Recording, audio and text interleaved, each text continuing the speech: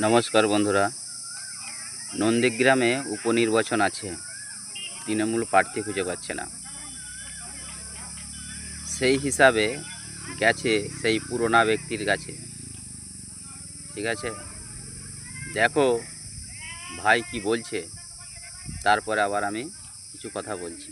নেতৃত্ব চাক আর কেন্দ্র নেতৃত্বই চাক। প্রার্থী হবার মানসিকতা অনেক আগে আমার হারিয়ে গেছে, কারণ আমি 2006 সালে তৃণমূল কংগ্রেসে লড়াই করেছিলাম।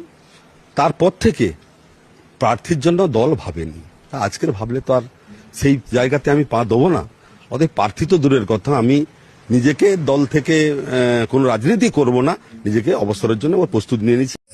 শুনলেন তো কি বলল? তো আমারও একই মত, একদম ভোটে লড়বেন না, চুপচাপ বাড়িতে বসে থাকুন। কেন লড়বেন?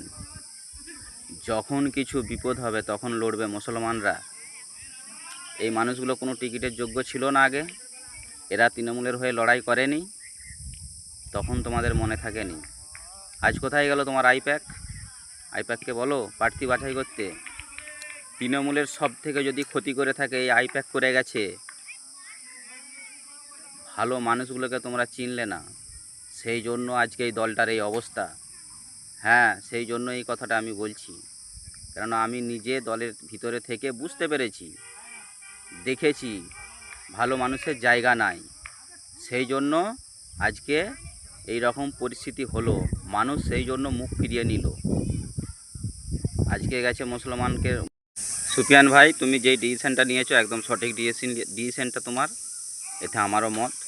চুপচাপ বাড়িতে বসে থাকুন, কোনো কিছু দরকার নেই একদম রাজনীতিতে আসার দরকার নেই। চুপচাপ বসে থাকুন।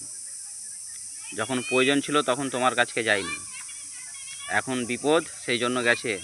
দরকার নেই, একদম বাড়িতে বসে থাকুন চুপচাপ। আপনার যদি কোনো কাজ থাকে, কোনো ব্যবসা থাকে, সেই ব্যবসায় মন দিন, কাজে লাগবে। একদম আসবেন না।